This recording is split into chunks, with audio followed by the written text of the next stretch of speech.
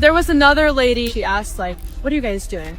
That is the owner of the team. She's like, oh, I hope Jesus can forgive you for what sin you've done. And then she told us that we were effing insane. An owner in this league just got suspended for screaming at 2 teenage girls over a sign. The co-owner of the WNBA Seattle Storm facing a fine and a 5-game suspension. Those girls weren't protesting anything. They were holding up a name. Professional women's basketball player, Sophie Cunningham.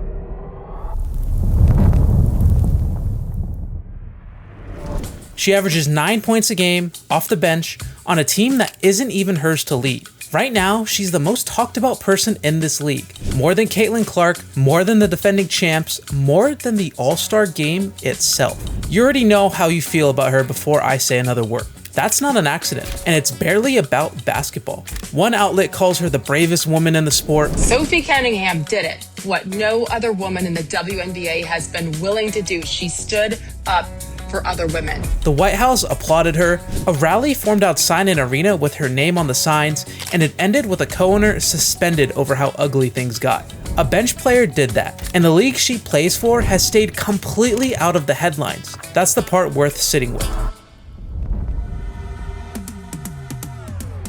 Sophie Cunningham had already been cast in this role before politics ever entered the picture. Basketball did it first. She's the one who pointed a finger in Duana Boner's face after a hard foul on Caitlin Clark and turned it into an instant meme. Teammates say she's the reason the whole roster plays tougher, because when somebody's got your back like that, it spreads. She's been fined 3 times for saying exactly what she thinks out loud. She posed for Sports Illustrated, stood ringside at a UFC card, and picked up a nickname she never asked for, MAGA Barbie.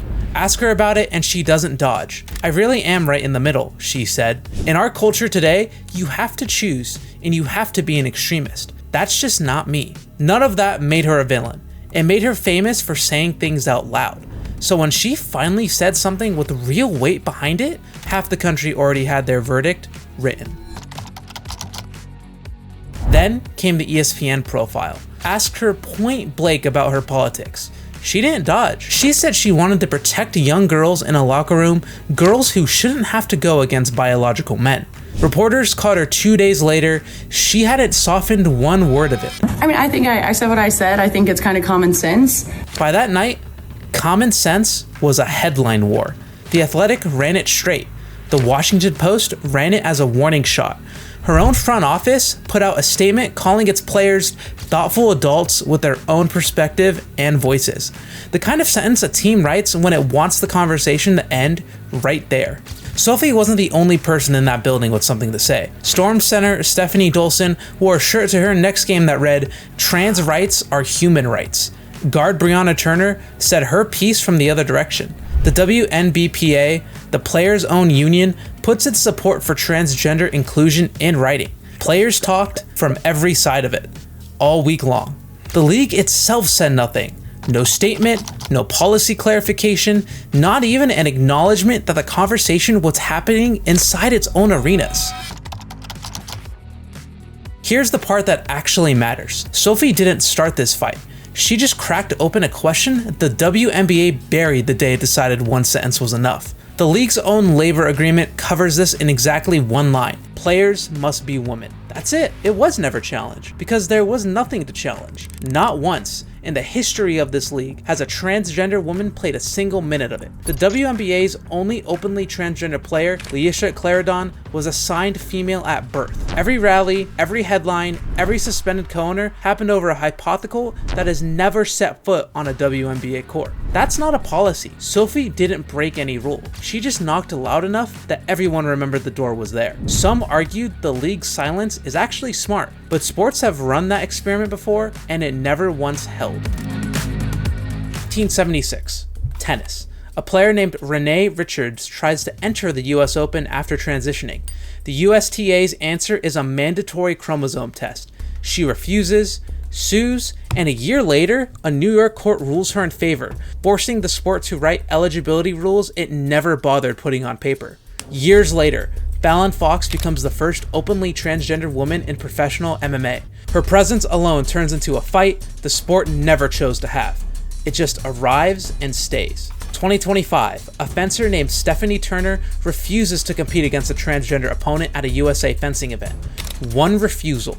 It escalates all the way to Congress before the federation rewrites its policy. 3 sports, 3 different decades, same sequence every time. Someone acts first, an athlete, a lawsuit, a walkout, and it drags a governing body with no position into suddenly needing one. None of them spoke before they were forced to. World Aquatics rewrote its own rules under the same pressure. The NCAA rewrote its own in February of 2025. This isn't slowing down anywhere. It's already touched. The WNBA has one advantage none of these federations had going in: a hypothetical instead of a real case. It also has a clock running, and history says that clock only moves one direction. This time, it isn't happening in a sport nobody's watching. It's happening at the peak of this league's business.